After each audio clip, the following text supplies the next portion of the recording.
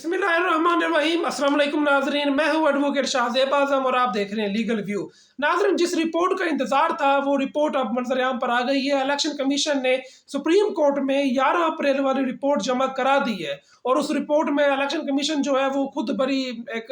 एक मासूमियत का इज़हार कर रहा है कि हमारा तो कोई कसूर नहीं है, हम तो बिल्कुल ही गैर जानिबदार हैं और हमारा किसी पार्टी से कोई ताल्लुक नहीं है, हम पीडीएम का ज़ैली इदारा बिल्कुल भी नहीं है। और जो फवाद चौधरी साहब कहते हैं कि वो मुंशी का किरदार अदा करते हैं और उन्होंने रिपोर्ट में लिख कर दे दिया कि हम मुंशी भी नहीं है। यानी उन्होंने जो रिपोर्ट थी वो भी जमा करा दी है सुप्रीम कोर्ट में और सुप्रीम कोर्ट को कह दिया है कि जी हम जो है ना अब हम बरुल ज़िम्मा है, आप जाने, आपकी रिपोर्ट जाने, हमें कोई फंड नहीं मिले, कोई इंतखाबात नहीं हो रहे। और इसके अलावा जो आपने जो शेड्यूल हमें दिया है उसके ऊपर भी आप देखें, आप इतनी रिपोर्ट तो मंजर-ए-आम पर नहीं आई, वैसे जो रिपोर्ट मंजर-ए-आम पर आई है हम उसकी बात करते हैं, जिसमें उन्होंने साफ लिख दिया है कि जो पंजाब की जो निगरान हुकूमत है, जो कि सप्तान खान के मुताबिक जो ज़ैली हुकूमत है पीडीएम की, उन्होंने सिक्योरिटी एहलकार देने से बिल्कुल ही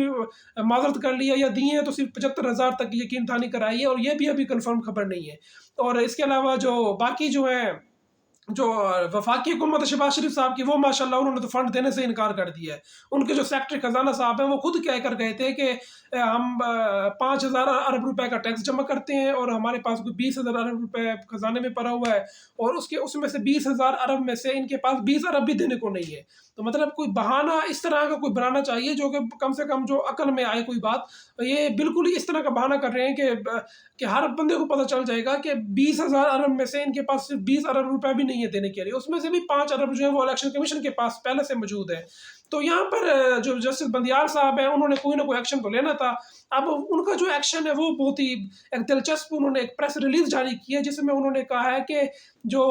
गवर्नर स्टेट बैंक और इसके अलावा सेक्रेटरी इलेक्शन कमीशन है और सेक्रेटरी इलेक्शन का सेक्रेटरी खजाना और अटॉर्नी जनरल को तलब किया है उन्होंने, ये 4 अफराद है और गवर्नर स्टेट बैंक को डायरेक्ट और ज़ाती हैसियत में तलब किया है कि आप आएँ और 14 तारीख को आकर आप मुतलका रिकॉर्ड भी साथ लाएँ। और साथ उन्होंने ये लिख दिया है कि जो पहले आप पंजाब के इलेक्शन का मामला हल करेंगे और फिर इसके बाद जो तौहीन अदालत की कार्रवाई है वो होगी। मतलब जो अफराद, और इनमें इस टिकट का जिक्र किया गया है, यानी जो उसको एक तरह से मुआवनत करते हैं, यानी जो हुकूमत एक तो खुद वो अमल नहीं कर रही लेकिन जो हुकूमत को रोक रहे हैं, जो इदारे या जो अफराद हुकूमत को रोक रहे हैं कि आप सुप्रीम कोर्ट के फैसले पर अमल ना करें, तो यहाँ सुप्रीम कोर्ट ने उनके लिए कैटेगोरिकली एक वर्ड यूज़ किया कि कंटेम्प्ट, कि उन्होंने कंटेम्प्ट की है और उसकी जो प्रोसीडिंग्स होगी वो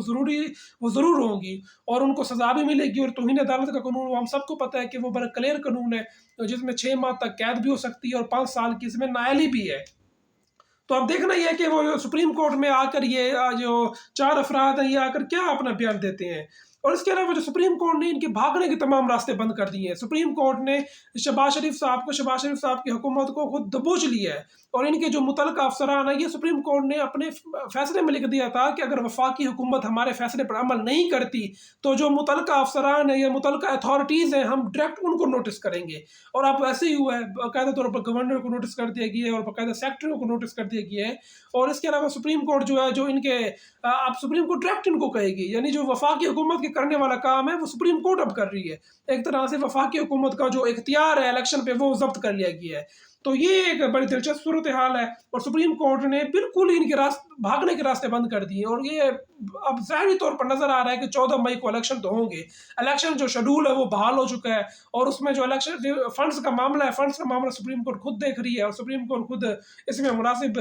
हुक्म भी जारी करेगी। और इंटरेस्टिंग बात यह है कि अभी कुछ अर्सा पहले जो सरदार तनवीर अलियास साहब हैं वो कंटेम्प्ट के मामले में नायल हो चुके हैं और इसमें अब अगली बारी जो है वो ज़ाहिरी तौर पर जो लग रही है वो मियाँ शहबाज शरीफ साहब की लग रही है और हो सकता है कि वो भी कंटेम्प्ट में नाअहल हो जाएं। और इसके अलावा उनके साथ जो बाकी उनके जो मुंशी हैं वो इसहाक डार साहब वो नाअहल हो सकते हैं और जो बाकी उनके जो मेन अफसरान है वो नाअहल हो सकते हैं। इसके अलावा जो कबीना है वो काफ़ी मुश्किल है, वो एक एग्जेक्टिव आर्डर है, उनको सुप्रीम कोर्ट नाअहल नहीं करेगी। लेकिन ये जो दो हैं जो शहबाज शरीफ साहब हैं और जो इसहाक डार साहब हैं, इनके ऊपर तो नाअहली की तरफ लटक रही है, इनको तो सुप्रीम कोर्ट किसी भी वक्त तलबी का नोटिस जारी कर सकती है। तो नाज़रीन देखते हैं इस मामले में मज़ीद क्या डेवलपमेंट होगी और मुझे मेरी अगली वीडियो तक के लिए इजाज़त दीजिए। अल्लाह हाफ़िज़।